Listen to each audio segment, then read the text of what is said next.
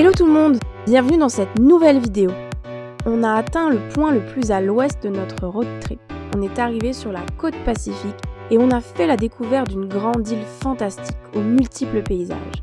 Wouah, mais les bâtiments, j'en reviens pas quoi. Allez venez, on vous fait visiter l'île de Vancouver.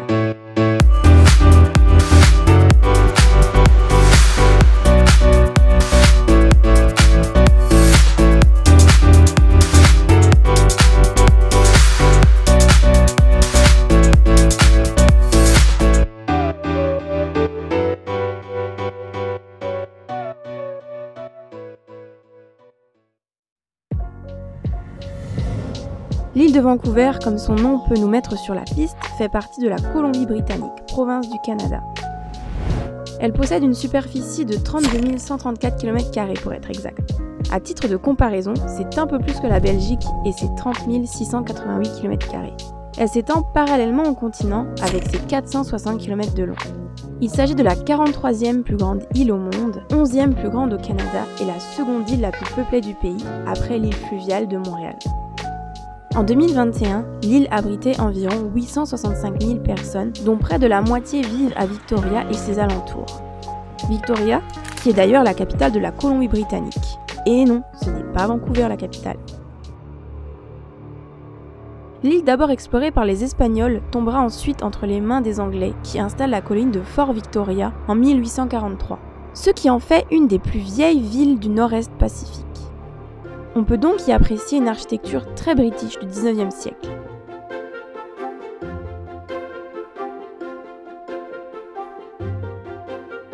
Le quartier chinois de la ville est le second Chinatown le plus vieux d'Amérique du Nord, après celui de San Francisco.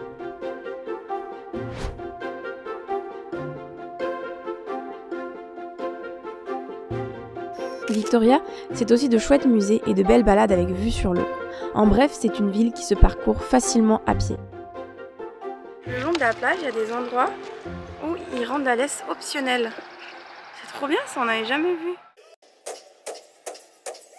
Mais n'oublions pas que nous sommes avant tout sur les terres des Premières Nations. Ces derniers peuplent l'île depuis plusieurs milliers d'années et représentent encore aujourd'hui environ 5% de la population de l'île. Plusieurs Premières Nations ont habité et habitent donc toujours sur l'île, dont les Kwakwaka'wakw et les Salish. Les Premières Nations de la côte ouest se démarquent notamment par la représentation de leurs emblèmes familiaux traditionnellement sous forme de totems. Mais on va aussi pouvoir voir des peintures et des fresques sur les bâtiments. On peut s'estimer chanceux que ces Premières Nations aient réussi à conserver leur art, car personnellement on n'imagine pas l'île et la côte ouest sans.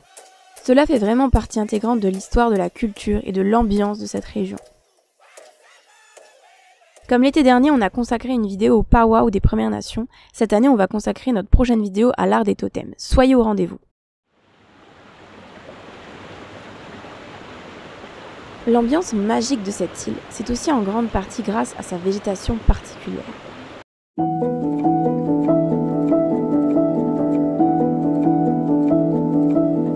Niveau climat, l'île présente un climat tempéré, le plus doux de tout le Canada. Mais si on veut être exact, il faut préciser tempéré humide. Et cette humidité va rendre ces forêts mystiques. L'exploitation forestière a malheureusement ravagé une grande partie de la forêt primaire de l'île, mais on retrouve des espaces protégés, comme ici à Cathedral Grove, où l'on peut se plonger dans une vieille forêt luxuriante avec des géants âgés pour certains de 800 ans. Il s'agit de Douglas, de Pruche et de Cèdre rouge. On peut aussi aller explorer la flore et la faune aquatique avec des mini-jardins sous-marins à Botanic Beach. Bref, cette île de Vancouver est un paradis pour les amoureux de la nature. Avec ses divers paysages et écosystèmes, littoraux, criques, prairies, forêts, montagnes atteignant jusqu'à 2200 mètres d'altitude. Et mention spéciale pour les amateurs de grandes plages et de surf le long de la côte ouest de l'île. Et oui, c'est déjà fini. On a voulu essayer un format plus court pour une fois. Mais on espère que ce petit tour vous aura plu et vous donnera envie de l'ajouter à votre bucket list du voyageur. Si vous voulez en voir plus, n'oubliez pas qu'on tient également une série de vlogs sur notre traversée du Canada. Alors si vous voulez en voir davantage, si vous voulez voir les coulisses de la vie en van, on se retrouve là-bas. Bye!